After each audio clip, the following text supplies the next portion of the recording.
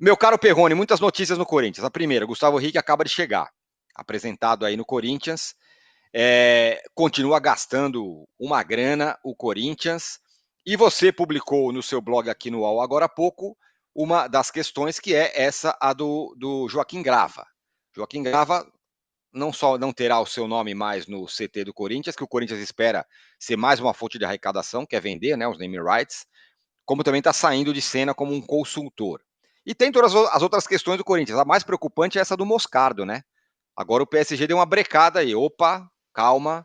E essa era uma boa grana que o Corinthians estava esperando entrar aí. Bom dia, Tirone, Alicia, a galera que está com a gente. Cara, essa questão do Moscardo, eu acho que além de ser preocupante pelo lado financeiro, pega mal para o atual presidente, né? Para Augusto Melo, que chegou pregando transparência e tal. Ele falou recentemente que, ó, tá tudo certo ali, jogador do PSG e tal. E aí o PSG se pronuncia de maneira diferente. Então, eu acho que além da preocupação com a questão financeira do negócio acabar furando, pega mal para o presidente que está chegando, que está falando em transparência, quando o discurso não bate. Você mencionou o Gustavo Henrique, né? Eu acho assim, é uma boa contratação, não considero um zagueiro espetacular. Eu daria ali uma nota em termos de contratação hoje, de 0 a 10, diria que é uma contratação nota 6,5, uma boa contratação. E vamos ver como é que, na prática, como é que tem gente que acha ele lento, né? O Renato Maurício Prado, por exemplo, fala que acha que é um zagueiro lento e tal, mas vamos ver na prática como funciona. E sobre o Grava, o Corinthians colocou no seu site que que o novo consultor médico é o André Jorge. O André Jorge é conselheiro do clube. Aí eu liguei para o Grava e falei, doutor, era uma coisa esperada, né? A gente já sabia que isso ia rolar, mas te ligaram, porque está no site. Te ligaram? Ele falou, não, fiquei sabendo por um jornalista, não me ligaram, mas está tudo bem. Eu achei esquisito, desejo boa sorte para os caras, se me ligarem, beleza, se não ligarem, tudo bem, mas achei esquisito, porque tenho tanto tempo de casa e achava que era natural que eles me ligassem. O novo consultor também não me ligou para saber dos casos que estão comigo, e eu acho que esse não é o procedimento padrão. Eu tentei falar com o Corinthians disse que não se pronunciaria, e também o que o novo consultor, o André Jorge, não se pronunciaria. O que dá para dizer é que o André Jorge, no entendimento dessa diretoria, vai ter um trabalho diferente do Grava, que era remunerado e fazia cirurgias e tal.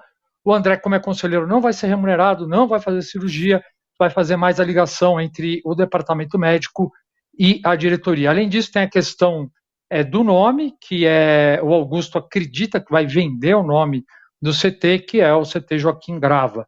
Em dezembro, eu falei com o Grava sobre essa questão, e ele tinha demonstrado que estava chateado porque não explicaram para ele direitinho.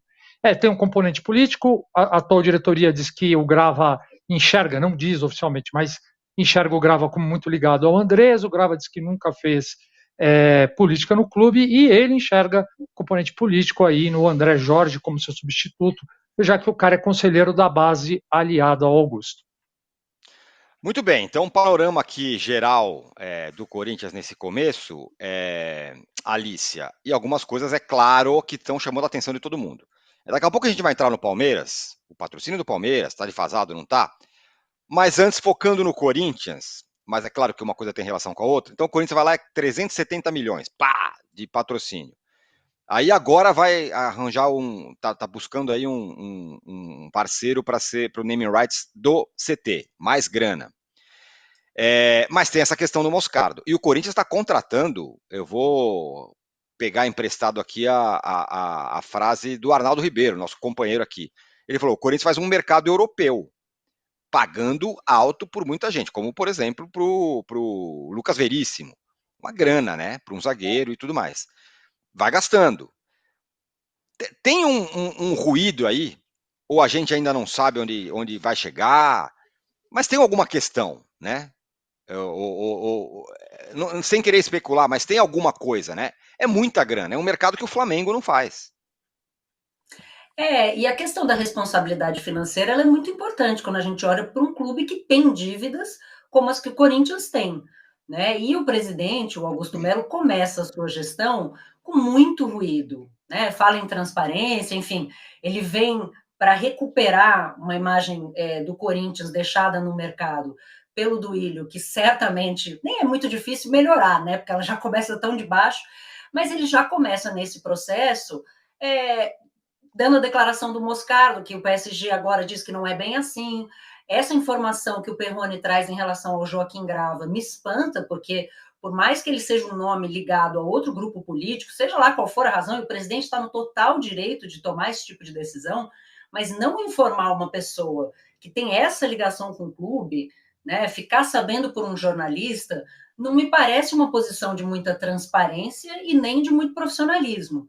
Então, essas contratações, esse dinheiro, por mais que haja um contrato de patrocínio altíssimo, por mais que haja uma negociação, aí possivelmente com uma empresa chinesa, para comprar os naming rights do CT, que falam aí em cerca de 20 milhões de reais por ano, né, 200 milhões em 10 anos, tudo isso obviamente traz um certo conforto, mas o Corinthians tem muita dívida para pagar, né? O Corinthians durante muito tempo fez inclusive opções de não pagar imposto para fazer caixa, tudo isso. O Corinthians é um clube que precisa equacionar aquela que é talvez a questão mais difícil do futebol quando você pega um time endividado.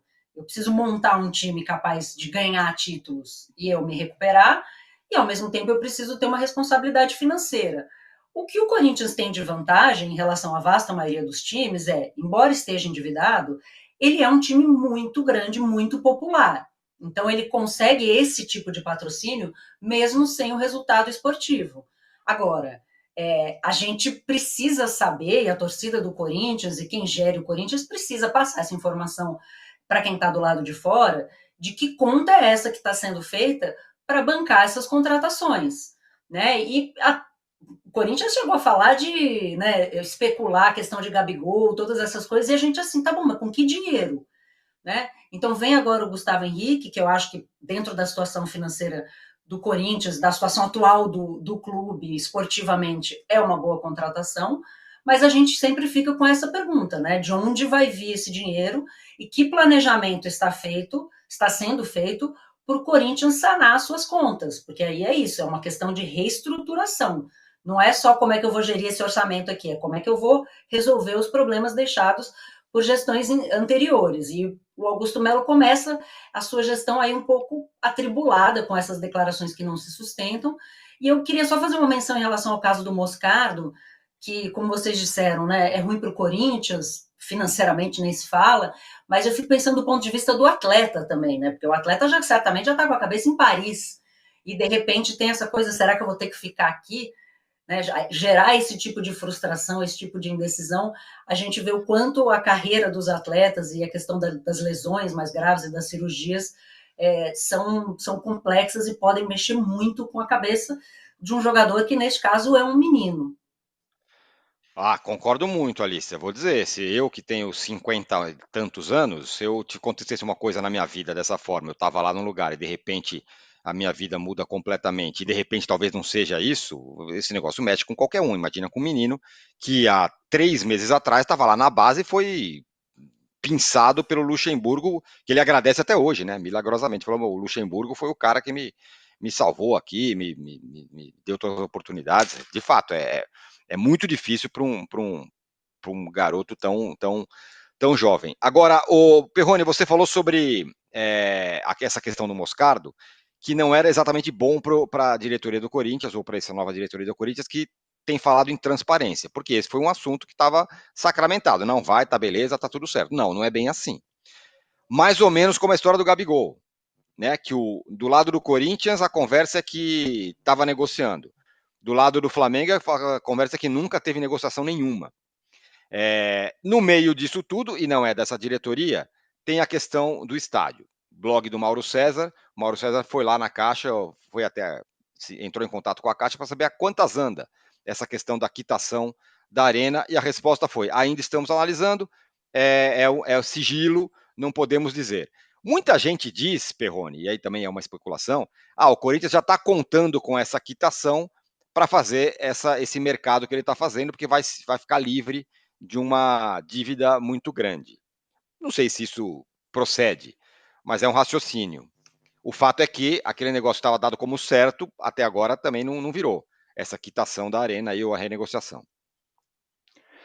Pois é, isso aí já é uma coisa que vem da antiga gestão. O Augusto trata esse tema e fala: olha, os caras falaram que estava certo, porque estava perto da eleição, foi muito perto da eleição, que o Corinthians anunciou que tinha feito a proposta para a Caixa, e só que não é bem assim. Na semana passada, eu ouvi algumas das partes ali, né, assim, o ex-diretor financeiro, Wesley Mello, ele fala assim: olha, a Caixa está analisando, tem os trâmites internos, mas eu acredito que vai sair em breve. E aí o atual diretor financeiro, o Rosala Santoro, ele fala o seguinte: ó, a Caixa está analisando, tem uma análise, uma avaliação técnica que eles estão fazendo, a gente tem que esperar. Só que ele não dá uma previsão. Então, assim, a diferença é que um lado dá uma previsão, que é a antiga diretoria, fala que vai sair em breve, e a Caixa não coloca isso em breve, e também a atual diretoria não coloca isso em breve.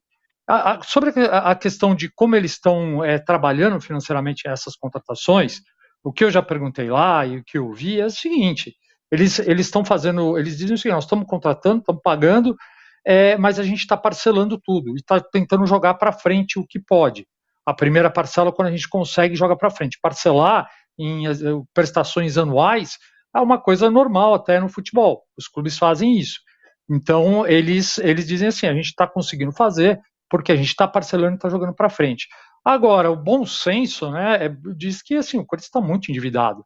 Eles deveriam dar uma arrumada nisso, deixar para uma contratação pontual, ir lá e fazer. E eu entendo da seguinte forma, cara: assim, se eles começarem a gestão, o sucesso da gestão do Augusto depende muito aí dessas parcelas. Se eles começarem dessas compras, se eles começarem a atrasar esses pagamentos, aí a avaliação da gestão vai ser péssima e a gente não sabe o que vai acontecer.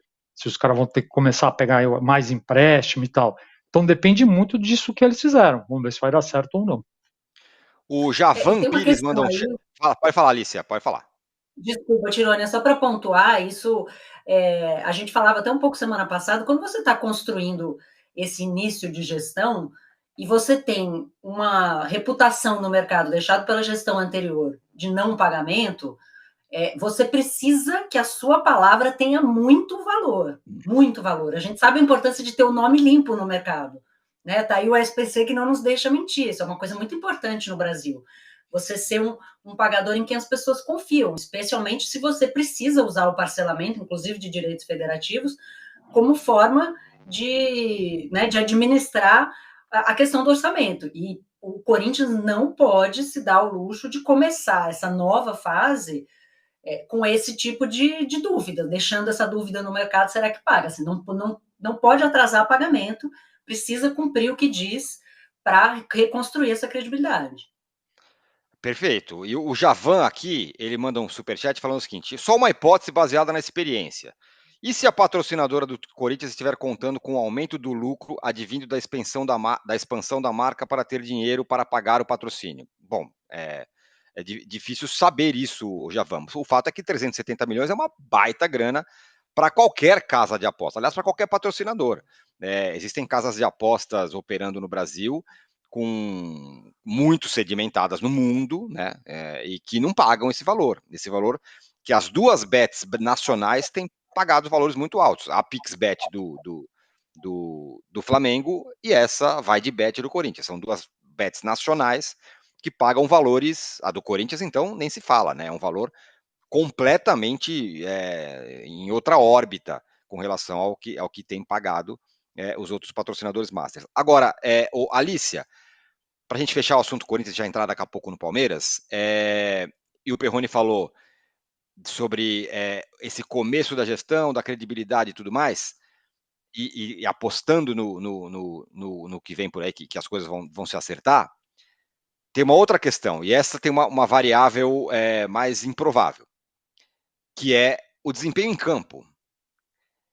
Se depois de refazer um time, o Corinthians precisa dar certo esse ano, até pelas declarações do presidente e do diretor de futebol, do gerente do novo homem forte do futebol. Acabou a farra. A gente vai brigar com o Flamengo e com o Palmeiras. É isso que está no horizonte. Então precisa dar certo. E essa é uma questão, como você falou, muito difícil de prever. Né? Até se a gente pegar os exemplos que deram certo, né? A gente está falando de Flamengo, de Palmeiras.